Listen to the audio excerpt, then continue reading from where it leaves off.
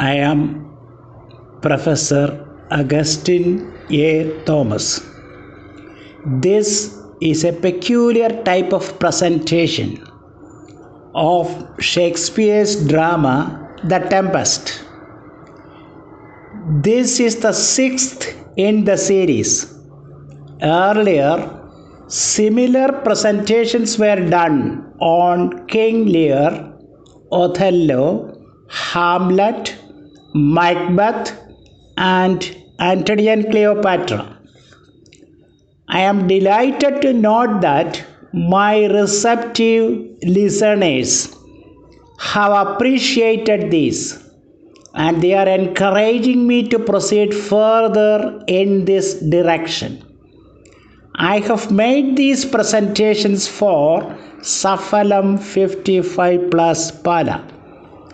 Apart from the listeners of Saphalam, these have reached many more people, and I am given to understand that many are using them to improve their English language skills as well. Now, let us come to The Tempest. It was Ruskin who stated that Shakespeare was not of an age, but of all ages. This statement underscores the omnicompetence of William Shakespeare.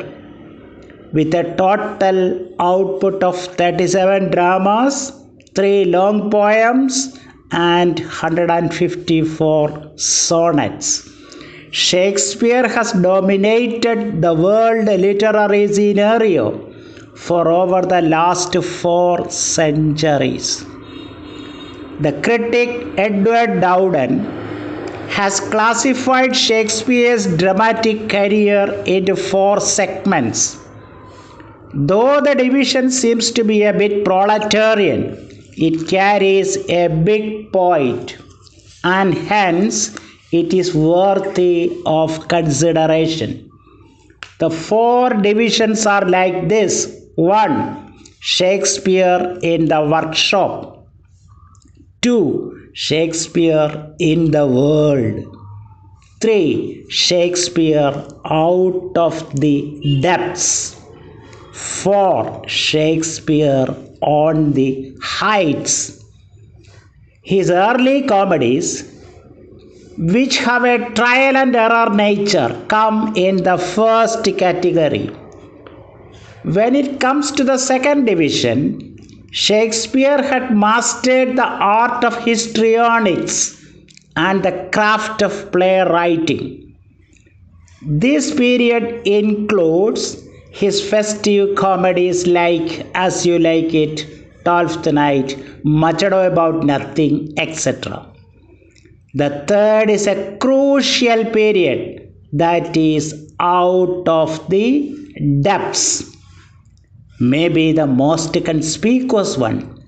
It includes his supreme tragedies like Macbeth, Othello, Hamlet, and King Lear. The fourth period, that is on the heights, includes his famous tragicomedies like Pericles, Cymbeline, The Winter's Tale, and The Tempest. A literary genius who has delved deep into abysmal depths of man's existential dilemmas, replete with all their tragic fallouts, does not end up at that point.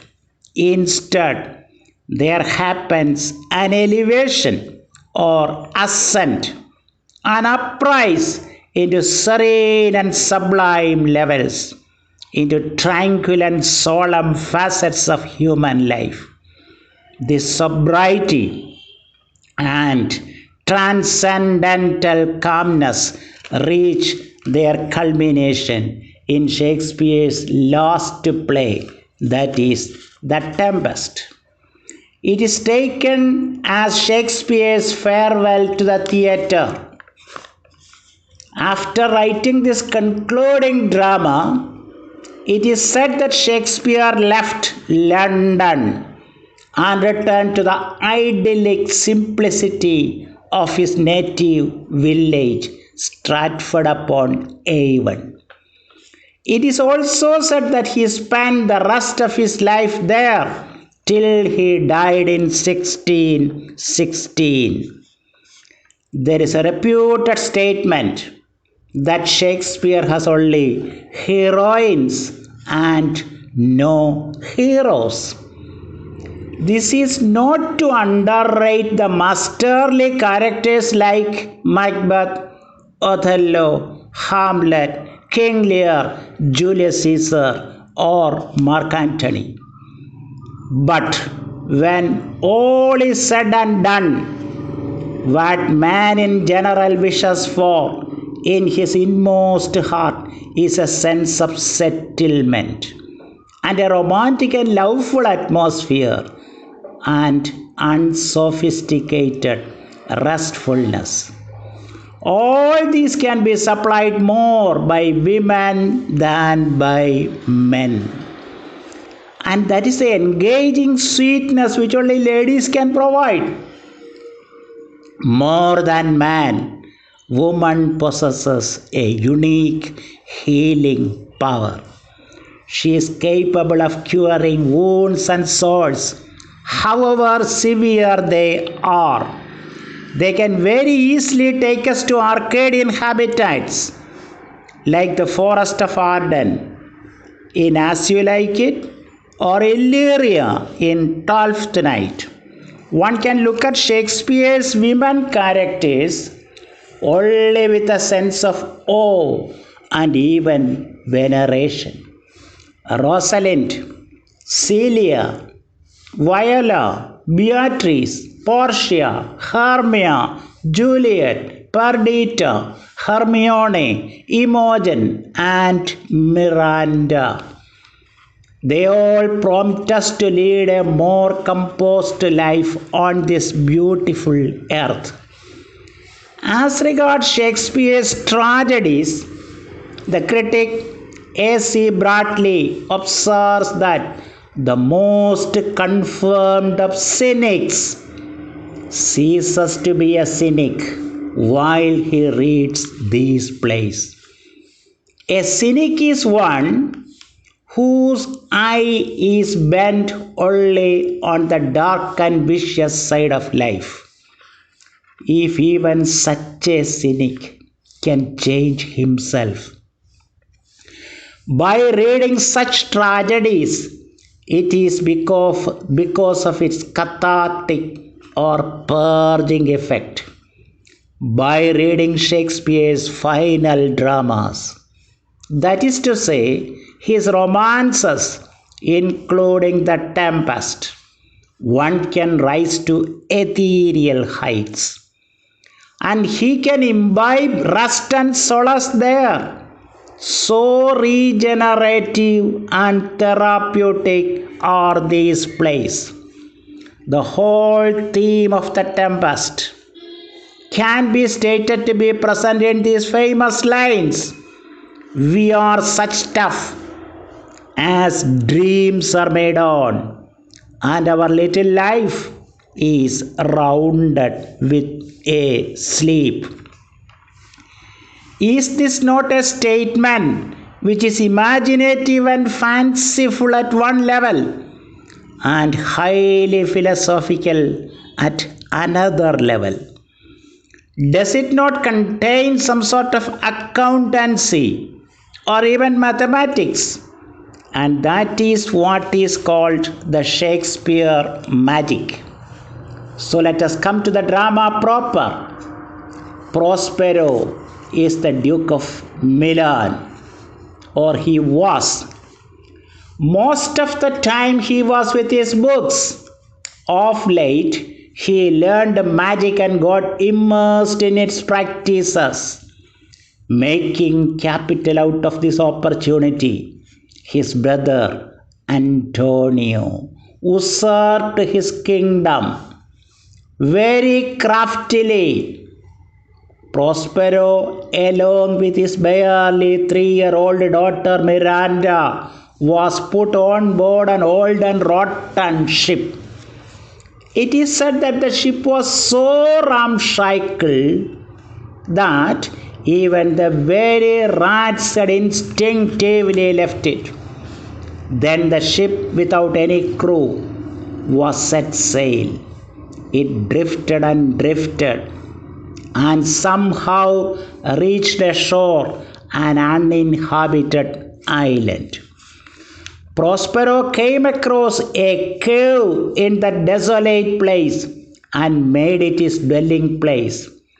There he indulged in practicing his magical charms and also devoted his attention to the bringing up of the crying self that was Miranda. Miranda knew nothing about these previous histories.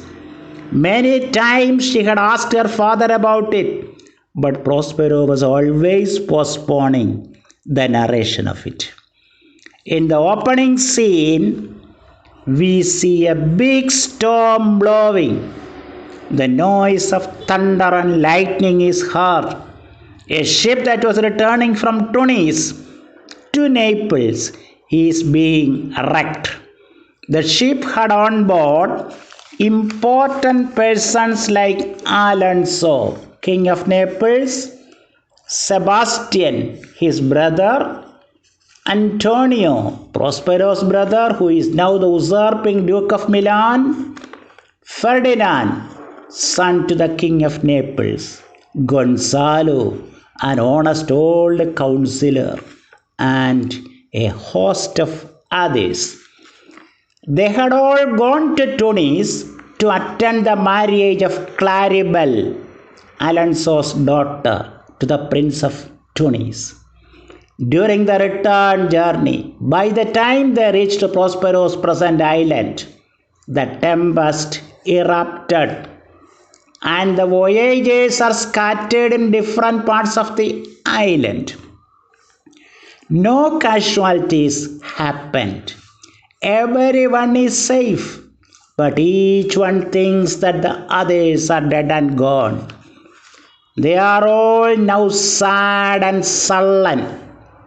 Miranda had seen the shipwreck from a distance.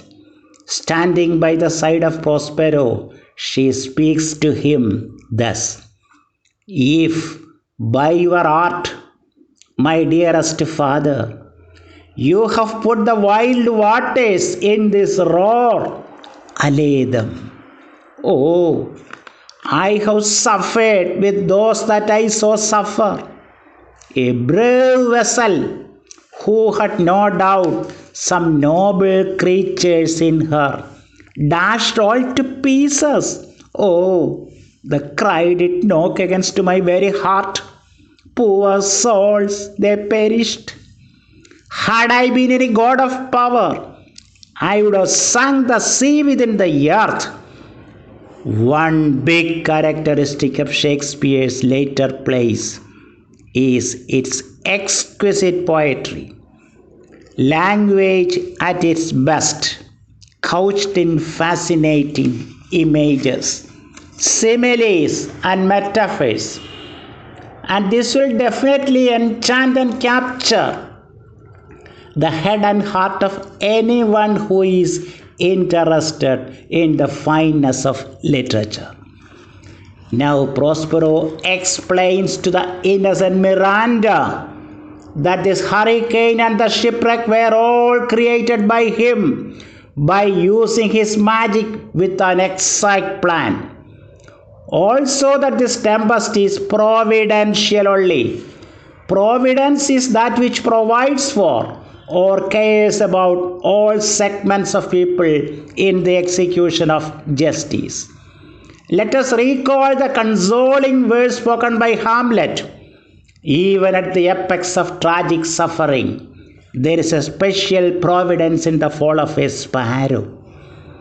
There is a divinity that shapes our ends, rough hew them how we will. All that is required, as per Hamlet's verse, is to rough hew this divinity that is available to us. By rough hew, he means you need just to shape it roughly. Just setting an outline is enough. The rest will be taken care of and things will fall in tune intrinsically. Now Prospero tells his daughter that it is ripe time for her to hear the long postponed story of theirs. Using the technique of flashback, Prospero starts the narration of the story. Miranda is all ears for it. 12 years back, when she was barely 3 years old, a conspiracy happened and they were expelled from Milan, and thus they happened to reach the present island. At the end of this long story, Miranda fell fast asleep. By this time, Ariel appeared before Prospero to give a report about what all were done. This Ariel is some sort of a fiery spirit whom normal people cannot see. Ariel is at Prospero's service. Prospero asks Ariel whether the people on board the ship are safe. To this Ariel answers thus: "Not a hair perished. On their sustaining garments not a blemish, but fresher than before. And as thou badest me in troops, I have dispersed them about the isle. The king's son have I landed by himself, whom I left cooling of the air with a sighs in an old angle of the isle." Prospero appreciates the splendid work done by Ariel. He also informs that there is more work to be finished before that evening. This makes Ariel moody. Then Prospero rebukes the nymph. He also reminds it how he had saved him from the torture of Sycorax, a damned witch, and also from Caliban, son of Sycorax. When Miranda wakes up, Prospero takes her to the place where Caliban is. This Caliban is a revolting creature, monstrous in shape, half fish and half man-like. Prospero treats him as his slave and assigns to him continuous duties like collecting and chopping firewoods, etc. Caliban does these works grudgingly only. He cherishes an idea that he is the legitimate owner of that island as inherited from his mother, and Prospero has usurped it from him. He is of an ever-complaining nature. He had once even tried to molest Miranda. Please listen to this conversation between Miranda and Caliban. Miranda: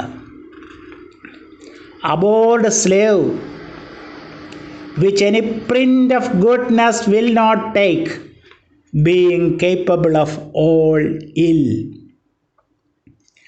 I pitied thee, took pains to make thee speak, taught thee each hour one thing or other, when thou didst not, savage, know thine own meaning, but would gabble a thing most brutish.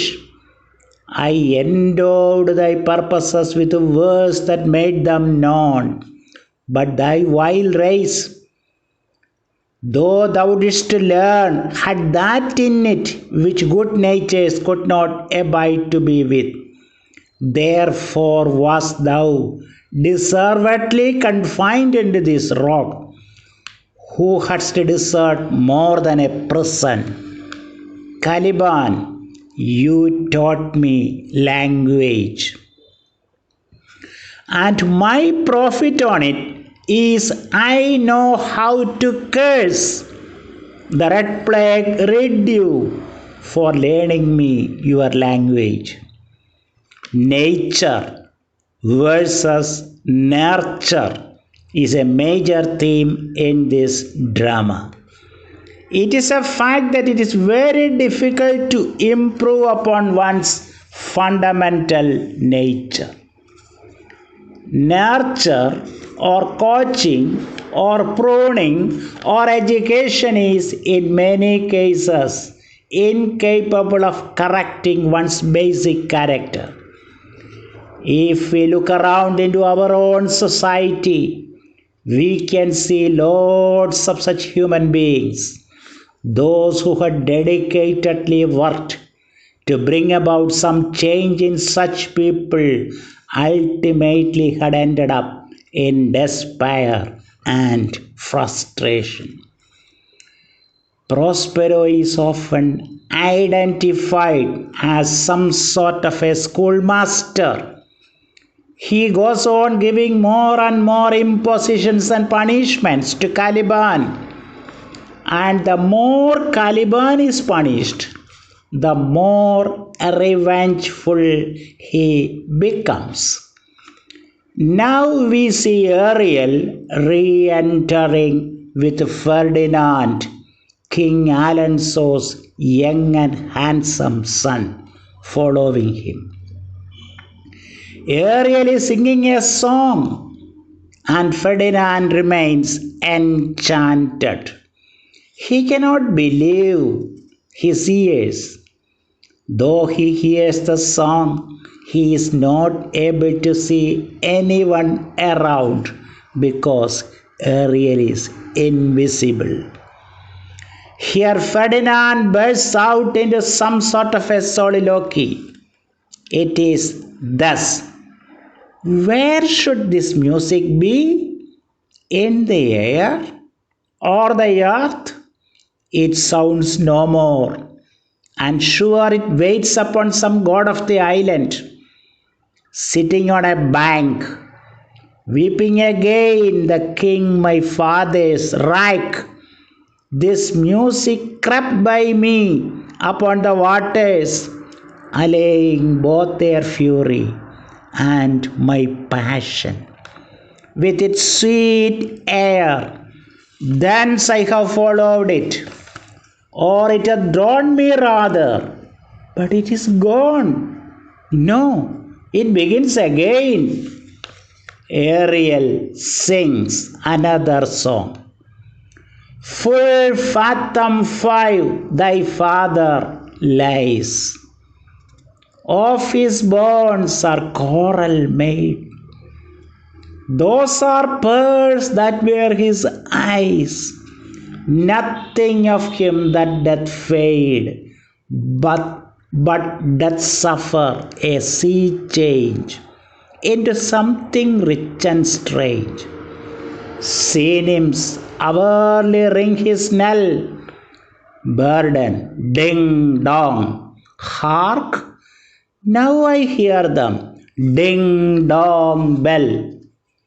The song sung by Ariel is one that declares, for the benefit of the whole world, the sure possibility of an alchemy by which a loftier transformation is assured to us. A sea change into something rich and strange. Ferdinand can only consider this music as something celestial. Now Prospero brings Miranda there and asks her to look at Ferdinand and say what she feels. Then follows a conversation which is thus: Miranda, what is it? A spirit? Lord, how it looks about it! Believe me, sir, it carries a brave form, but it is a spirit. Prospero, no, wench. It eats and sleeps, and hath such senses as we have, such. This gallant which thou seest was in the rack, but he is something stained with grief, that is beauty's canker. Thou mightest call him a goodly person. He hath lost his fellows, and he strays about to find them. Miranda, I might call him a thing divine, for nothing natural I ever saw so noble. Prospero is fully satisfied that things are working the way he wants. He is full of praise for Ariel for arranging everything so faultlessly. Ferdinand and Miranda enter into a conversation. Ferdinand presumes that she is some goddess of that strange island. He is full of wonder that the lady speaks his own language. In his heart of hearts, he desires that this lady becomes his sweetheart. Now that Ferdinand and Miranda have fallen into love with each other, and besides, this is love at first sight, Prospero wants to buy some time, so that both will not consider it as too easy winning. So he deliberately rebukes Ferdinand. He even accuses that this person is a spy from somewhere who has intruded into this kingdom. Hearing this, Miranda takes Ferdinand's side and speaks these supporting verse thus: there is nothing ill can dwell in such a temple. If the ill spirit have so fair a house, good things will strive to dwell with it.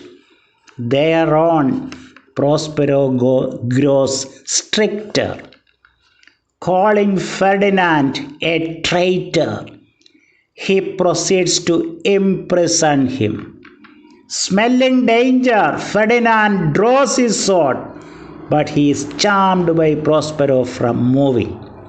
At this juncture, Miranda pleads for and on behalf of Ferdinand. The irritated Prospero asks if his foot has become his tutor. He even calls her an advocate for an impostor.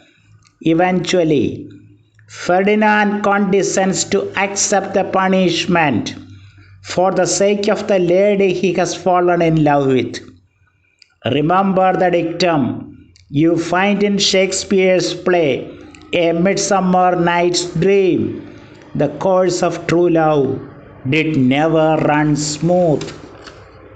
Act 2, Scene 1 is laid in another part of the island. Alonso, Sebastian, Antonio, Gonzalo, and others are seen. They are all in total gloom. All hope is lost. King Alonso feels that Ferdinand is dead. This bereavement is too much for him. His brother Sebastian takes this occasion only to put all the blames on Alonso. He had earlier asked Alonso to rethink the proposed marriage of Claribel to the faraway African country of Tunis. He asks what the result is. Alonso has lost his daughter and also his son.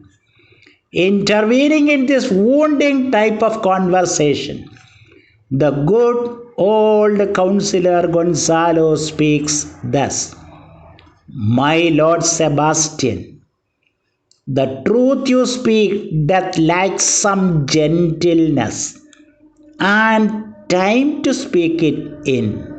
You rub the sore when you should bring the plaster." Thereafter, Gonzalo goes on speaking as if in a dream about this newfound island being converted into a commonwealth, where he reigns as an ideal king and everything going on fine and smooth and sweet, etc., etc. Sebastian and Antonio form a duo, and they only feel contempt for Gonzalo for dreaming too much about such improbable projects. At this juncture, the invisible seeming Ariel enters, playing solemn music. Since they were all feeling intensely heavy over the previous occurrences, they fell into a deep sleep. But Sebastian and Antonio remained awake. Ariel goes out and remains there as a god. Evil minds are not easily deterred by any adverse developments. Even when they become victims, they go on putting the blame on others. Prospero's brother Antonio now instills into the ears of Alonso's brother Sebastian the idea of murdering Alonso then and there, and thereby Sebastian becoming the next king of Naples. But Sebastian asks, what about his conscience? To this, Antonio replies thus: sir, where lies that? I feel not this deity in my bosom. 20 consciences that stand betwixt me and Milan, can't it be they, and melt ere they molest? Here lies your brother, no better than the earth he lies upon. Antonio also proposes that the plan should be executed immediately.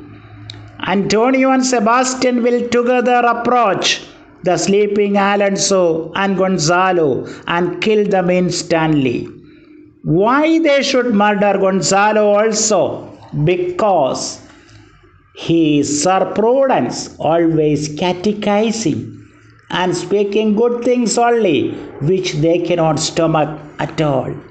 Smelling the imminent danger, Ariel approaches where Gonzalo is sleeping, and into his ears sings a song which is thus: while you here do snoring lie, open-eyed conspiracy his time doth take. If of life you keep a care, shake off slumber and beware. Awake, awake, Gonzalo and Alonso, awake. And they shudder to see the ghastly-looking Sebastian and Antonio standing near with drawn swords.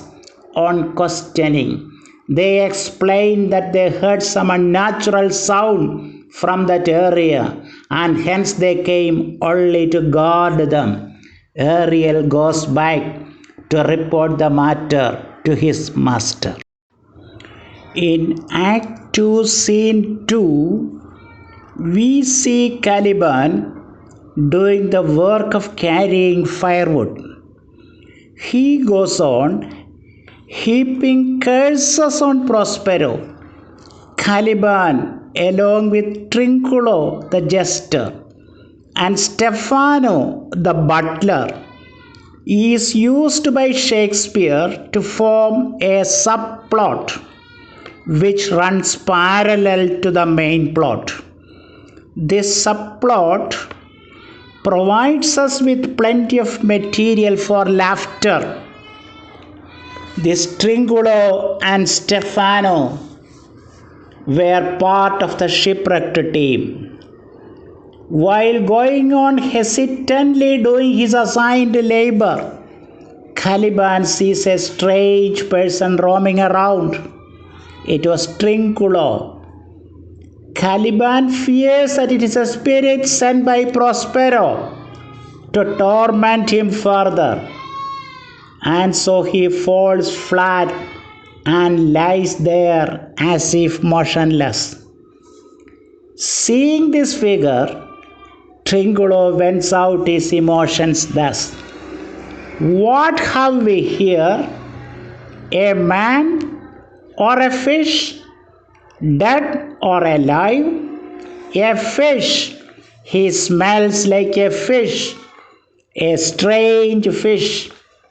Were I in England now, as once I was, and had but this fish painted, not a holiday fool there, but would give a piece of silver. There would this monster make a man. Any strange beast there makes a man." Again, just as he did in Hamlet, we see Shakespeare making his own English people a butt of ridicule. However, the tolerant Britishers only appreciated all these witticisms down the centuries because they are a people who respect freedom of speech and the right of artisan literary persons to have their own ways of expression. Since Trinculo finds no other shelter, he also lies down by the side of Caliban in a half-hidden manner. By this time, Stefano also reaches that area. He is fully drunk and carries a bottle of liquor in his hands. He goes on singing and singing to forget his sorrows. Caliban speaks out and requests not to torment him. Stefano grows more curious because he hears a man speaking and sees 4 legs. He asks Caliban to open his mouth and pours liquor into it. By this time, Trinculo speaks. Stefano exclaims what devil it is, having 4 legs and 2 voices.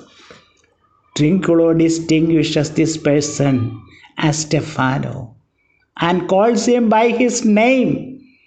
Stefano is all the more surprised, and finally they could identify each other.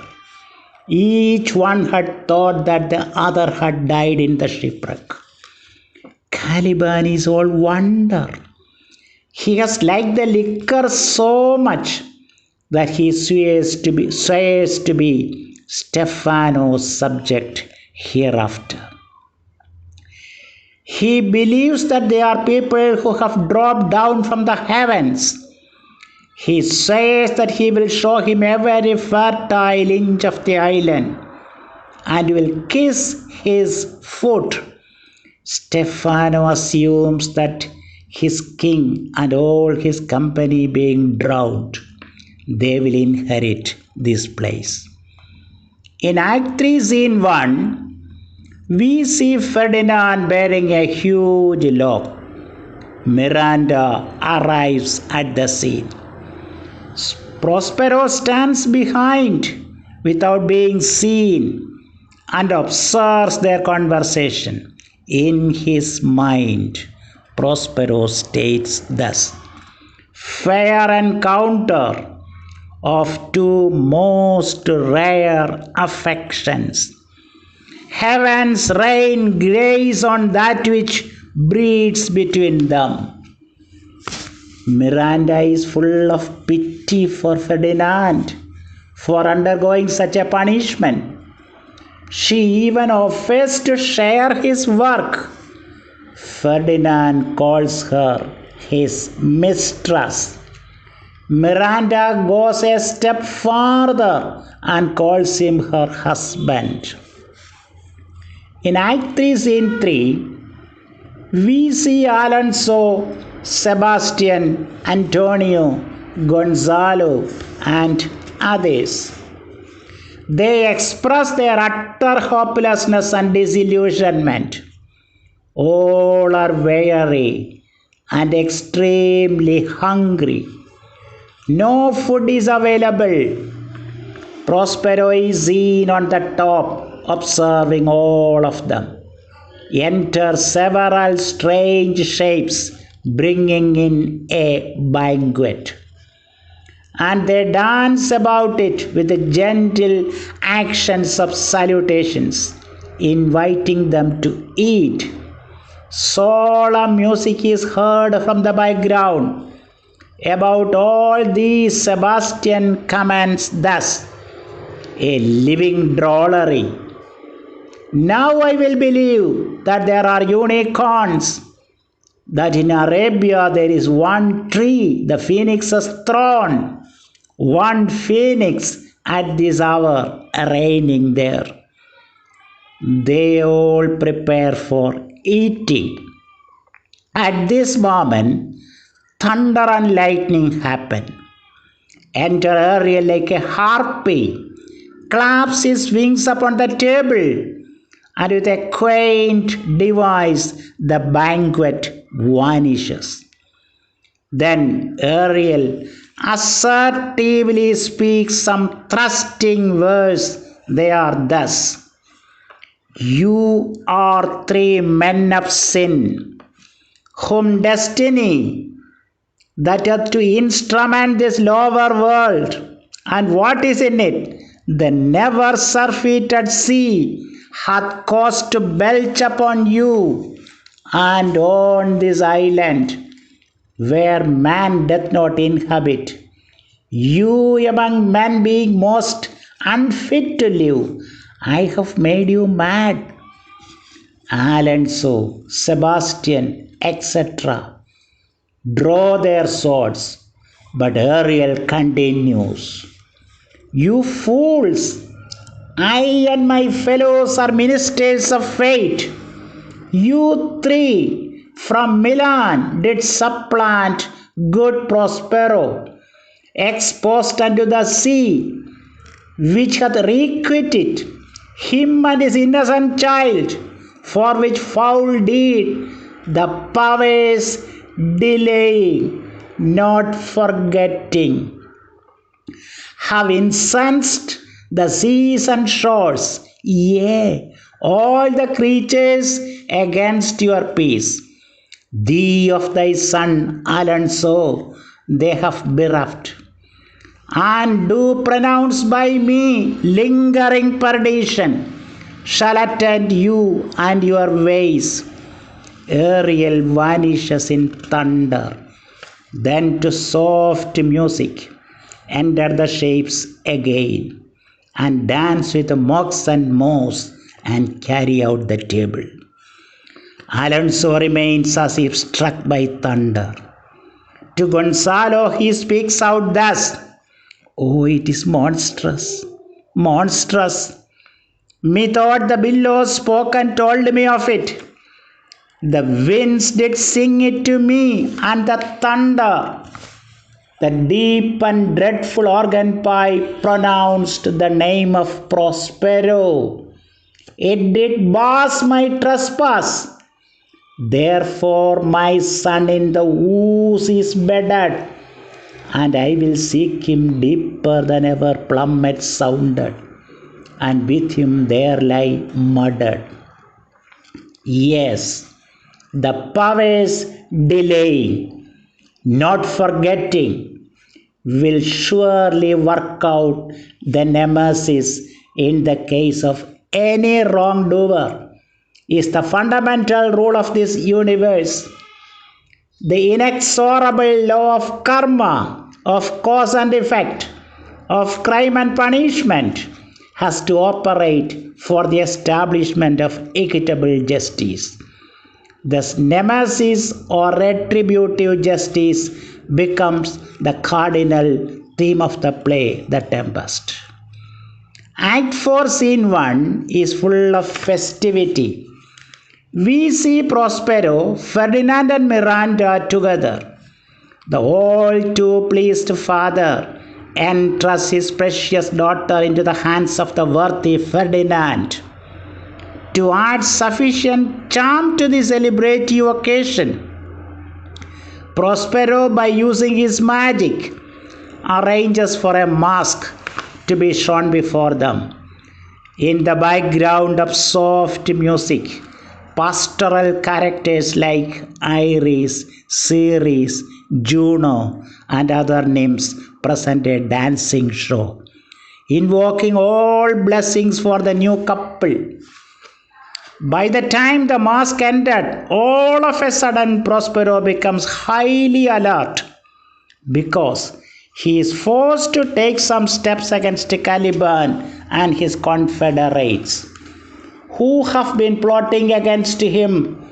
He announces that the pageant is ended.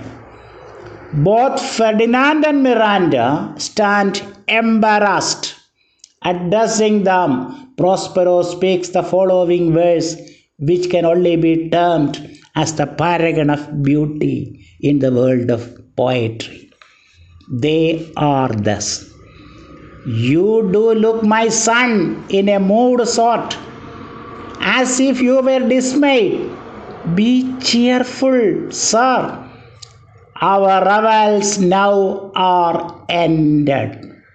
These our actors, as I foretold you, were all spirits and are melted into air, into thin air.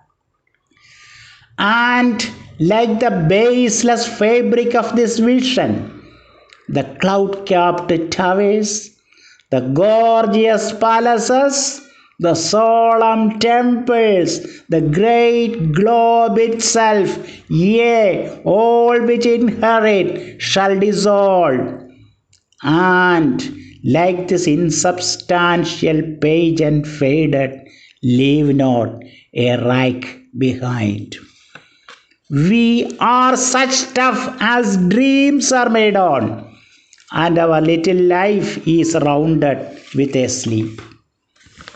Think deep about these felicitous verses. Does not this poetic presentation of human existence include in a very special way science, mathematics, accountancy, commerce, philosophy, the Dionysian and Apollonian elements in life on earth? It is almost Shakespeare's farewell to the theatre. These verses move on like a Midsummer Night's Dream. The Globe Theatre in London was at that time owned by Shakespeare. And through these verses, is he not bidding adieu to his theatre also? Thereafter begins Shakespeare's happy and contented retired life. Now Prospero asks Ariel to arrange to bring before him Caliban, Stefano, and Trinculo. In a soliloquy, Prospero vents out his opinion about Caliban. It is thus: "A devil, a born devil, on whose nurture can never stick, on whom my pains humanely taken are all lost, quite lost. And as with age his body uglier grows, so his mind cankers. I will plague them all, even to roaring." Don't we see such incorrigible characters in and around us, even in our own societies and families? not to say in ourselves. Don't many of us feel satiated at some point of time in life, added with a sense of waste? Many times, nurture or education affords to fail in front of somebody's stubborn and obstinate nature. With many people, as they grow in years, their mind only cankers to the despair of others. Who is the loser in such games? That person himself. But does he realize this hamartia? Not at all. This is the sad tale of many a human heart, isn't it? Meanwhile, Ariel re-enters carrying a lot of glistering dresses. By hanging these apparels in a line, he makes something like a screen or wardrobe. Caliban, Stefano, and Trinculo, all drunk, enter. Stefano had actually assumed that he was the king there, and the other two were his subjects. All of a sudden, diverse spirits in shape of dogs and hounds enter and hunt them about, giving kicks and blows. In Act 5, Scene 1, which is the concluding one, we see Prospero dressed in his magic robes, holding the magician's staff in hand. He announces that now his project is gathering to its natural corollary. Ariel reports about the present condition of people like Alonso. They are so brimful of sorrow that they look like insane people who have lost all sense of destination. Even Ariel feels sympathy for them. Understanding the situation, Prospero speaks thus: Hast thou, which art but air, a touch, a feeling of their afflictions, and shall not myself, one of their kind, that relish all as sharply passion as they, be kindlier moved than thou art? Though with their high wrongs I am struck to the quick, yet with my nobler reason against my fury do I take part. The rarer action is in virtue than in vengeance. They being penitent, the sole drift of my purpose doth extend, not a frown further. Go, release them, Ariel. My charms I will break, their senses I will restore, and they shall be themselves. Also, Prospero announces that he is abjuring this rough magic that day itself, and breaking his staff, he will drown his books on magic also. Now Ariel re-enters. After him Alonso with a frantic gesture, attended by Gonzalo. Sebastian and Antonio in like manner, and the group. They all enter the circle which Prospero had made, and there they stand, charmed. First, Prospero speaks to Gonzalo, who had always been full of support and provision for him. Prospero speaks thus: Holy Gonzalo, honorable man, mine eyes, even sociable to the show of thine, fall fellowly drops. Then, turning to the others, he speaks thus: "Most cruelly didst thou, Alonso, use me and my daughter. Thy brother was a furtherer in the act. Thou art pinched for it now, Sebastian. Flesh and blood, you brother mine, that entertained ambition, expelled remorse and nature, who with Sebastian would hear how killed your king, I do forgive thee, unnatural though thou art." By now, Prospero realizes that these people are not able to distinguish him in the present situation. So he asks Ariel to bring his normal dress. He will remove the garb of the magician and will appear before them as he was in Milan. Ariel re-enters singing a song and helps to attire Prospero in his usual dress. Thereafter, Prospero speaks to them thus: "Behold, Sir King, the wronged Duke of Milan, Prospero. For more assurance that a living prince does now speak to thee, I embrace thy body. And to thee and thy company I bid a hearty welcome." The astonished Alonso begs Prospero's pardon. He also asks to know how should Prospero be living and be here. Then Alonso refers to an irreparable loss that has happened to him, that is, the loss of his son Ferdinand. To this, Prospero replies that he too is suffering from a similar loss, that is, the loss of his one and only daughter. Then he invites them all to witness a wonder which he has kept in store for them.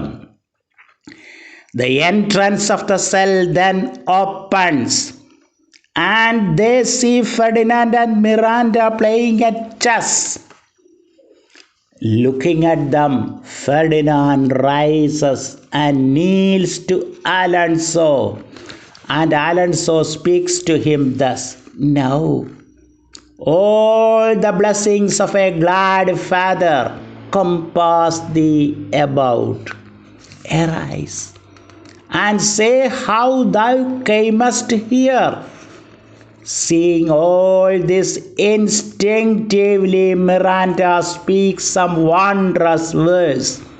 They are thus: "Oh, wonder! How many goodly creatures are there here! How beauteous mankind is!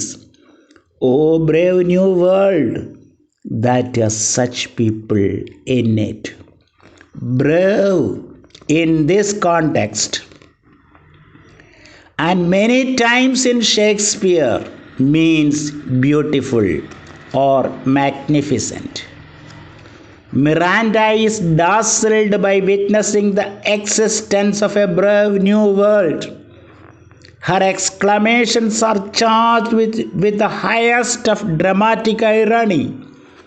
What does this insulated and inexperienced girl of 15 know about the outside world actually? Are those people standing in front of her really good creatures? The everyday spectacle is that many men and women are so degraded and depraved that they stoop to indulge in any dirty and foul activity. Has not Matthew Arnold reminded us of modern man's sick hurry and divided aims in life? Matthew Arnold is a 19th century poet who heard the turbid ebb and flow of human misery clearly, and he spoke eloquently about it in his poem, The Dover Beach. Has not the romantic poet John Keats in his famous poem Ode to a Nightingale delineated the plight of man in verse like, "Here where men sit and hear each other groan." So terrific are the sufferings, tribulations, conflicts, and heartbreaks among mankind. Without having any awareness of such dark things, here a lady speaks of a beautiful and brave new world. However, if pondered in a different way, are not Miranda's words more true to life? Are there not many positive and humane activities going on? Maybe in unknown and unpublicized corners of the world. Are not these charities actually sustaining mankind, prompting multitudes of people to be optimistic and hopeful? Prospero tells his daughter that all that she is seeing now is new to her, but not to him. Alonso asks his son who this girl is.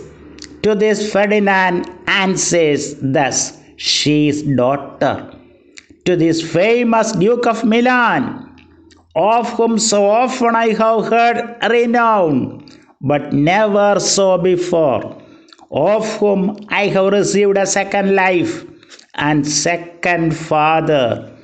This lady makes him to me."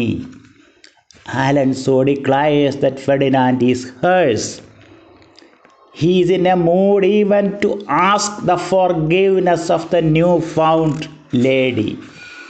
Thereupon, Prospero intervenes and requests all of them not to mentally strain too much by digging out old remembrances.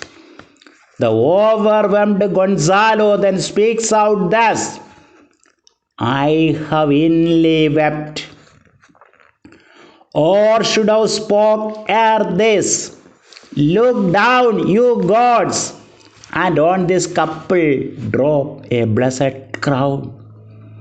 For it is you that have chalked forth the way which brought us hither." Alonso says Amen to this statement of Gonzalo. Then Gonzalo continues thus, "Was Milan thrust from Milan, that his issue should become kings of Naples? Oh, rejoice beyond a common joy, and set it down with gold on lasting pillars. In one voyage did Claribel her husband find at Tunis, and Ferdinand her brother found a wife, where he himself was lost. Prospero his dukedom in a poor isle, and all of us ourselves when no man was his own. Now Ariel re-enters with the master of the ship and the boatswain amazedly following. The boatswain reports to them thus, "The best news is that we have safely found our king and company. The next, our ship, which but 3 glasses since we gave out split, is Titan air and bravely rigged as when we first put out to sea." In an aside, Ariel tells Prospero that all the service he has done since he went. Prospero is all appreciation for his tricky spirit and assures that he shall be set free soon. Now he wants to give freedom to Caliban and his companions also. So Ariel is asked to bring them there, and Ariel does so. Stefano and Trinculo cannot believe their senses, for having seen all their group there in such a good condition, even Caliban is impressed and joyful. He speaks it out thus: "Oh, Setibos, these be brave spirits indeed. How fine my master is! I am afraid he will chastise me." Pointing to Caliban, Prospero declares thus: "He is as disproportioned in his manners as in his shape. Go, Sirrah, to my cell. Take with you your companions. As you look to have my pardon, trim it handsomely." To this gesture, being full of gratitude, Caliban replies thus: "Ay, that I will, and I will be wise hereafter, and seek for grace. What a thrice double ass was I to take this drunkard for a god, and worship this dull fool." Even at this point, where grace seems to be abundantly showering, there is a character, that is Sebastian, who does not show any sign of transformation. That is how the world is. Now, Prospero invites every one of them to go to his cell and take rest there for that one night. On the following morning, they all together shall set sail to Naples, where the nuptial of their dear beloved will have to be solemnized. Thereafter to Milan, where he will continue his rule in a much more prudent way. Since Alonso insisted on hearing more of Prospero's life story, he responds positively and ends the whole show with the following verse: "I will deliver all, and promise you calm seas, auspicious gales, and sails so expeditious that shall catch your royal fleet far off." Then, in an aside to Ariel, he speaks thus: "My Ariel, chick, that is thy charge. Then to the elements, be free and fare thou well." And unlike in many other of his dramas, The Tempest ends with an epilogue spoken by Prospero. Yes, the underlying spirit of this drama is forgetting and forgiving, which in modern psychological views is the best way to tide over stress and tension. It bears proper testimony to its declared theme: the rarer action is in virtue than in vengeance. The robust positivity and unfailing intentional powerfulness and the ethos of healing and wholeness present in The Tempest may remind one of Paulo Coelho's best-selling novel, The Alchemist.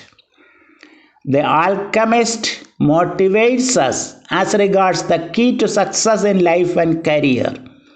The Spanish shepherd boy, Santiago's escapades, and consistent travels across continents and deserts and oceans in search of a treasure which is supposed to be kept hidden somewhere among the pyramids of Egypt, provides exciting reading. Remember this wonderful statement of Paulo Coelho's: "All things are one. Life attracts life. And when you really want something, all the universe conspires in helping you achieve it." This is a vehement assertion of positivity and alacrity. Please emphasize the word conspires. That much compassionate the universal energy is. It will go all out in helping the real seeker Similar is the atmosphere, theme, and content in Shakespeare's play, The Tempest. Towards the end of the drama, we see a tranquil restoration of the otherwise disturbed mindset.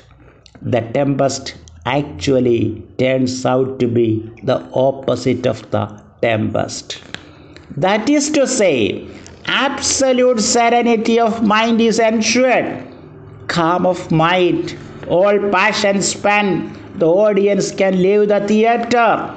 That is the alchemy owned and operated by the brilliant dramatist William Shakespeare, who has bequeathed to all of us so many of such sparkling legacies. Thank you.